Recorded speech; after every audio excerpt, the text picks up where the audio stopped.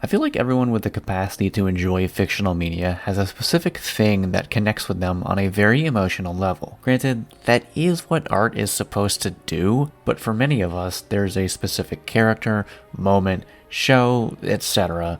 that really speaks with us. It calls out to us in a way that nothing else can, or ever will. Something that has changed us, made us better through experiencing it. On that note, I've gone on in the past 2 years of this tradition about my love for Gurren Lagann. It's not really a secret, nor do I ever want it to be. I wear my passion for this show on my sleeve. But I do have a moment that speaks out to me more than anything else. One that has brought me to tears, made me burst with cheer, knocking my chair aside with a fist pump toward the sky. Before I get to that moment though, a little background first.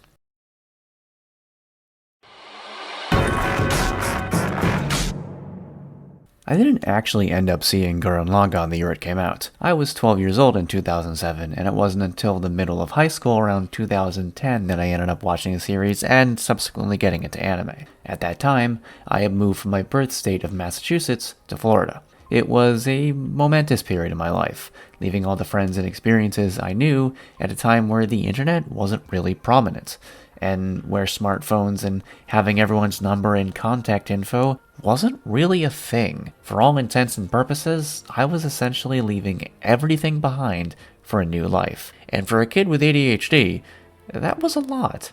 I blended in well enough, but around the time I started high school, something behind the scenes was happening. It became more prominent in college, but it was still there as a teenager. Depression. Confidence issues. Coupled with a still new environment at the time, it was almost too much to handle. Then, imagine this high school kid in a relatively new environment with bouts of depression swirling in his brain, telling him he just isn't good enough, finding the anime Gurren Lagann, and experiencing the character Kamina. While I wasn't a quiet kid, far from it, it felt like his words spoke to me. His words of encouragement were unlike anything I had heard before. They were phrased differently and spoken with a tone that gave it so much grandiose. And those words were said by a character that was so important to the beginning of the show. A show that I was absolutely loving for its over-the-top nature, great humor, and very likable characters. All in all, it made a huge impact. Kamina felt immortalized, like an important figure that could never, ever be replaced. And then, he died.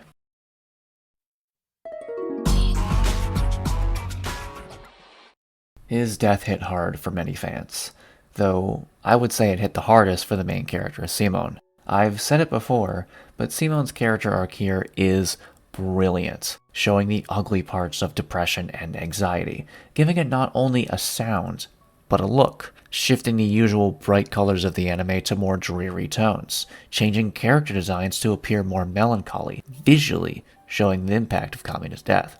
Simone looked up to him, and now the idol that had given him such purpose, someone who saw Simone as a young man with potential and treated him as an equal while others just cast him aside, was gone. He spiraled violently, lashing out and pushing himself away from others.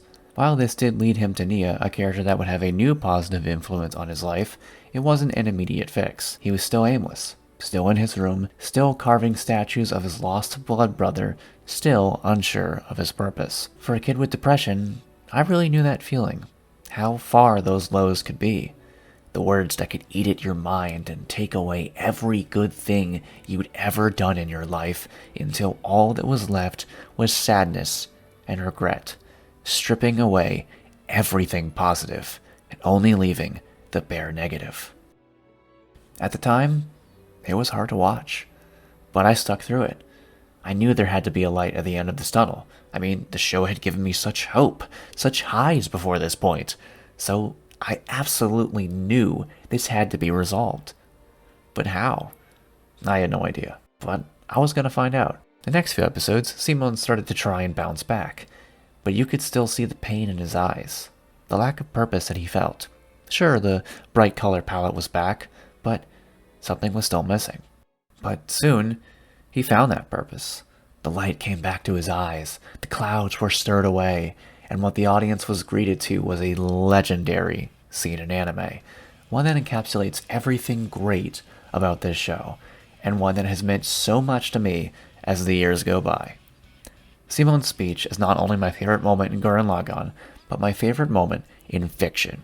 The framing, the animation, the music, the voice acting, all of it is perfect. This is the moment that lifts the audience up from the darkness, that brings them back from the despair of Kamina's untimely death. Just as Simon is lifted from his shadows, he too brings us out of ours in a moment that cements him as the true hero of the show. For the past several episodes, Simon had worn his depression on his face, and here it is wiped away, leaving only our main hero with his newly found sense of confidence. He is starting a new chapter of his life, symbolic of the tears that fly away as he remembers Kamina in quick flashes, and not just in his finest moments, but in every moment, even the ones that weren't too bright or heroic, because it wasn't Kamina the hero that inspired Simon, but Kamina the man. The speech itself is something beautiful too. It's a continuation of Kamina's inspiration to Simon. Believe in the Kamina who believes in you, and later, believe in the you who believes in yourself. Not only becoming the man that Kamina knows he can be, but becoming the man Simon believes he can be. It's a message that fights depressive thoughts in a very different way than what you would typically find, relying on the view of another at first, to build yourself up until you can fight it on your own. Kamina knew all along that Simon was special, and he also knew that Simon was eventually going to need to fight battles on his own. In this moment, Simon has become a man. Not a new Kamina, not what other people want him to become, but himself. Simon the Digger. At this point, everyone has had expectations for Simon believing him to replace Kamina, but feeling disappointed at how different and even how cowardly he had been acting. He didn't need to be a new Kamina. Nobody ever would or could be. Simon knew, and Kamina knew. He had to shake off what was expected and simply be what he wanted to be, what he knew he could be. Everyone is in awe, from our heroes to even the villain. And for me, a teenager grappling with his own thoughts of self-doubt, seeing this moment was huge. I could do that. I could shake off those thoughts and voices and pump my fist in the air.